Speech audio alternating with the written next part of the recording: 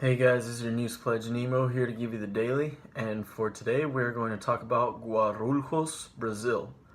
So if you don't know what Guarulhos, Brazil is, it's not a very well-known Brazilian city, but it is one of the most populated cities in Brazil. It's actually the 13th most populated city in Brazil. Um, Main point being with the large population is that there's lots of crime, lots of drugs, lots of bad things that happen in that city. Typical from a metropolitan city that you see in South America, such as Lima. That's where I'm from, by the way. But anyways, a Brazilian man was rescued by the police during a drug bust. So basically what the police do is they get in these giant armored trucks, they plan out what places they're gonna try to bust, and they go from house to house, whichever ones they pick and which they think have drugs in them, and they go and they bust down the door and look for drugs. And in one of these drug busts, drug runs, whatever you want to call it, they found a 36-year-old man hiding in a basement. And so immediately they thought, well, this guy has something to do with the drugs, but there's no drugs. And the guy was chained, and he was very thin, emaciated actually, kind of afraid of the light. So basically his name is Armando Bezerra, and he was last seen 20 years ago when he was 16 years old. And so apparently his father or his family members have been holding him captive for 20 years. And it wasn't until just by accident the police came to look for drugs that they were able to find him. He was immediately taken to the hospital to be checked. There's a small. It was a small room. The bed was literally a piece of wood, and a really small sink and a really small toilet, and the room was no bigger than a dorm. Actually, a lot smaller than a dorm, and those were his living conditions for 20 years.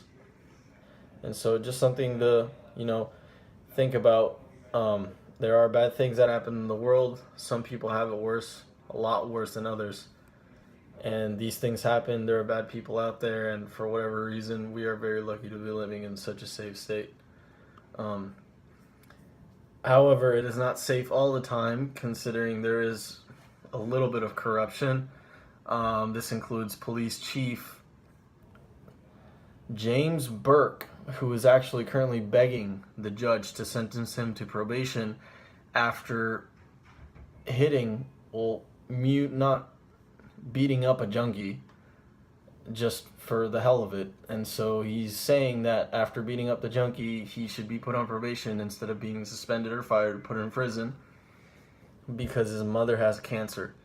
So the guy beat up a junkie, and he's using his mother's illness as a trump card and saying, hey, my mom is sick and I need to take care of her, so you should totally forgive me for beating up this junkie.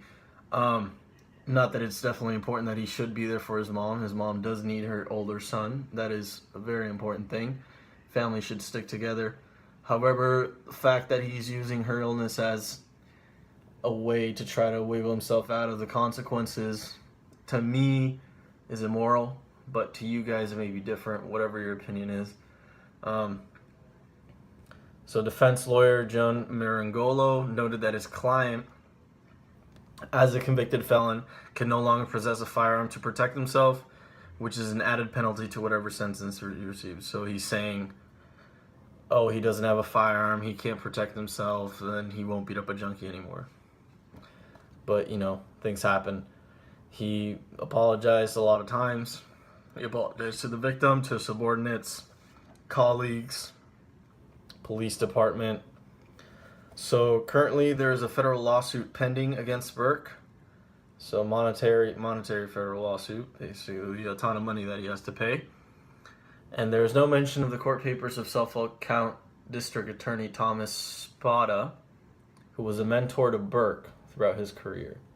So you kind of see they're trying to get info on James through the guy that basically taught him everything he knows, which is kind of important in these cases, especially since you don't really know much about the person.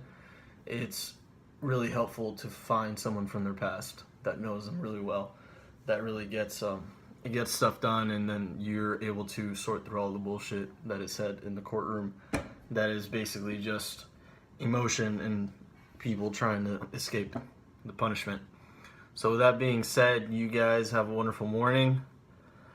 I believe it is Christian's birthday today, so happy birthday, Christian. You're an amazing person, and if I see you on campus, I will give you the biggest hug you have ever had in your entire life. So with that being said, you guys have a great, wonderful morning. And yeah, News Pledge Nemo out.